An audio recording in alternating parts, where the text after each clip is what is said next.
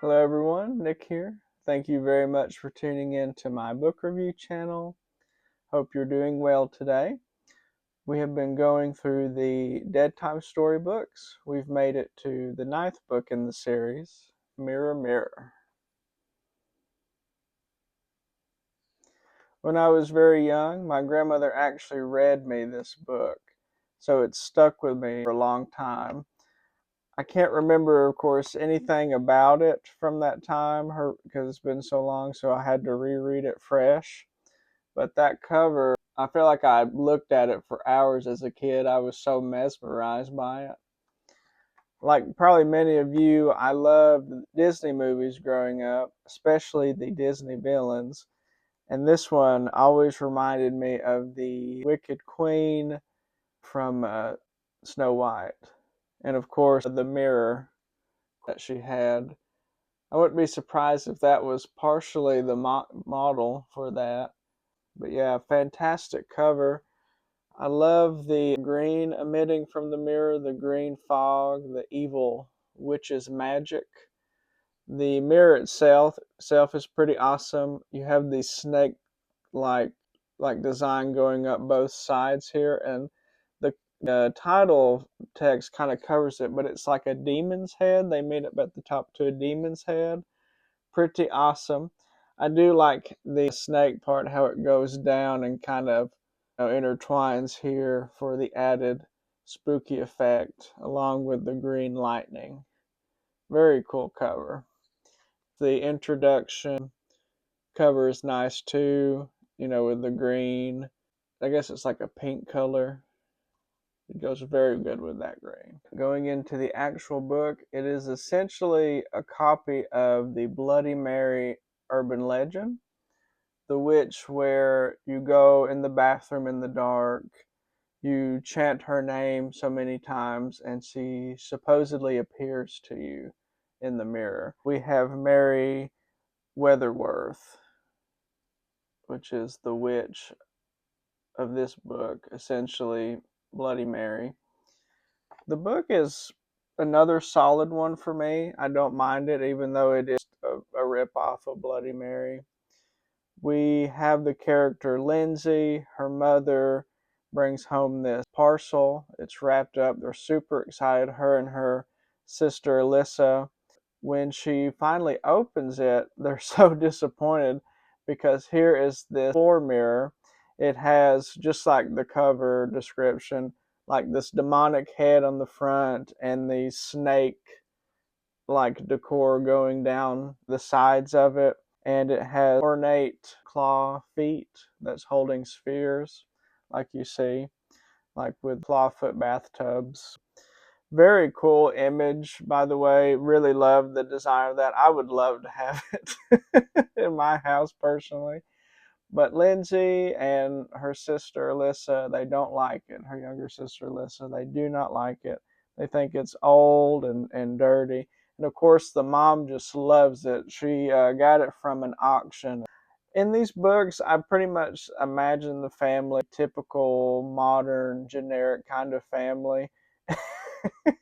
And it's just kind of surprising that the mother would pick something up that looked like this with the demonic head and everything. It just seems so out of place and so unlikely to me. But I guess Mrs. Gordon has a bit of a goth side to her. Pretty cool. Setting the tone for that, backing up, the beginning of the book, when we're sort of introduced to these characters, it's Lindsay and her friend Bree, and they're babysitting Alyssa and her friend Stephanie. And they have made just an absolute mess, like in the living room in the house, with crowns and loose pieces from board games. It's just a mess. Before mom gets home and catches them, they are playing the Mary Weatherworth game, ironically enough, in the mirror. When mom comes in and catches them, then we get introduced to the antique mirror.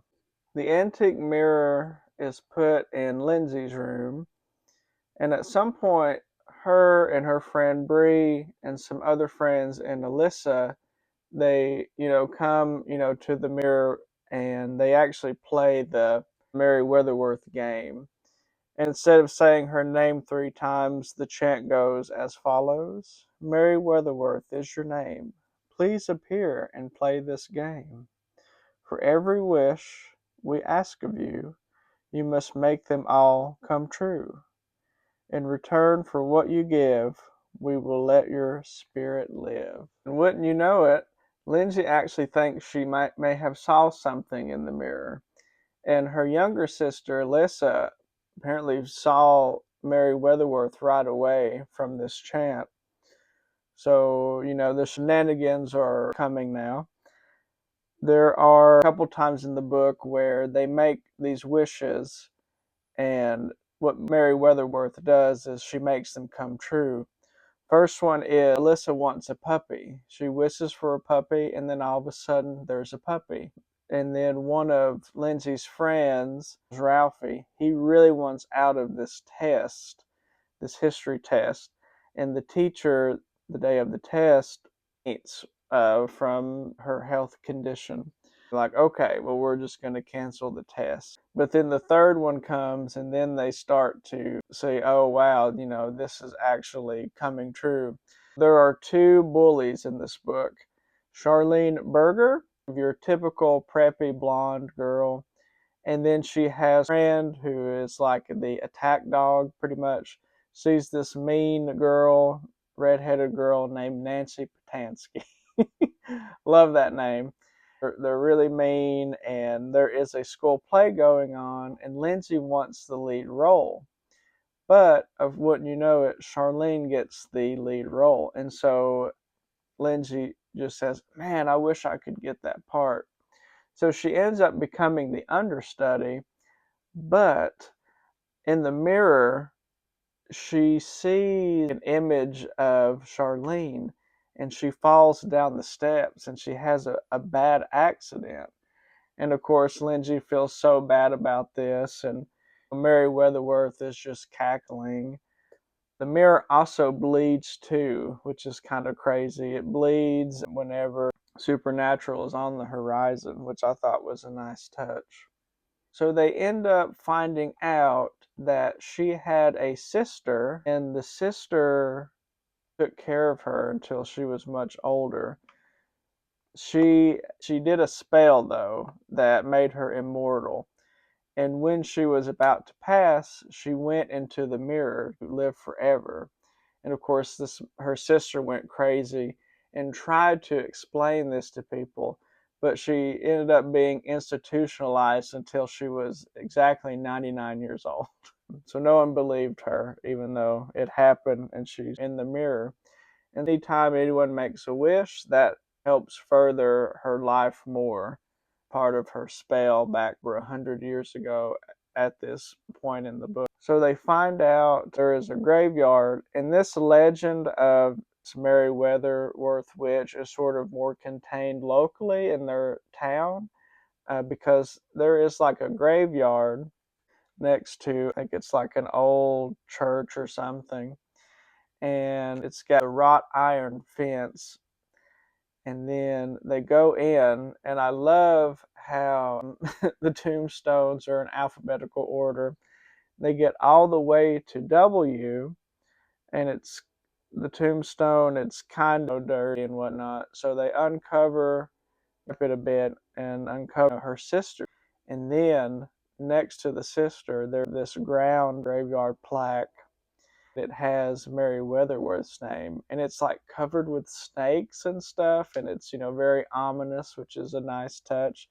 And it says the date she was born, but of course it doesn't have her death date, so she's still very much alive. She's in the mirror, of course. I also love the nickname that friend Ralphie gave the graveyard. Camp Graveyard Buried Bats is what they call it, which I absolutely love. So when they were kids, they went to a camp close to the graveyard, and in the basement of the church that's next to the graveyard, they had found bats one day flying around. So that's how it got its name, which I thought was very funny. So Lindsay and company, they storm back to Lindsay's house, and she tries to explain this to her parents and that they need to get rid of the mirror before anything else bad happens. Alyssa, of course, has gone wish crazy, wishing for all kinds of stuff. She wished for parents to take them to Disney World. And here comes that, mom and dad's like, hey, we're going to go to Disney World. Lindsay's like, oh, no, no, this isn't good. And Alyssa's like, I asked Mary Weathersworth for them to take us to Disney. Goes up to the bathroom to cry because this mirror is pretty much full and it's winning the game, so to speak. And she wishes, letting out her anger, that her parents would go away and her sister would go away. And a tornado comes, and Mary Weatherworth puts this image of the tornado, kind of like a screen, the bathroom mirror, and it comes and sucks up her family in the mirror. So now her family is trapped in the mirror with Mary Weathersworth.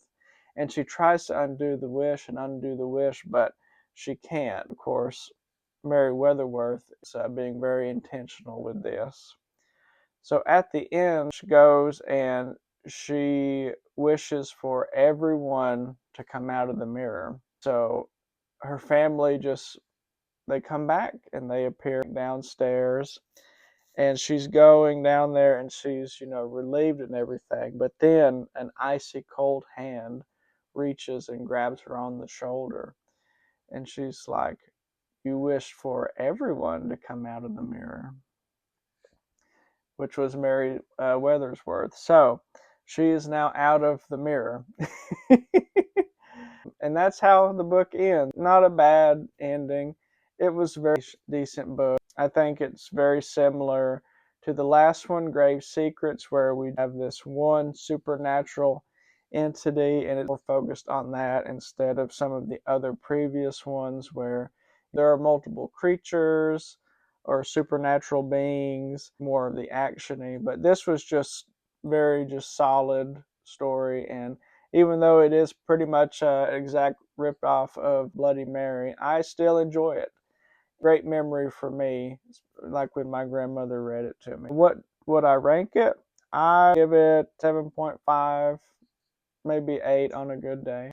Thank you very much for tuning in. If you've read this book, let me know what you think. If not, I think it's definitely worth checking out. There is a reprint of this one. It's called The Witching Game as opposed to Mirror Mirror. The cover on that one is pretty cool too. I like it quite a bit, but of course, I'll always have a soft spot for that cover. Thank you very much and have a good one.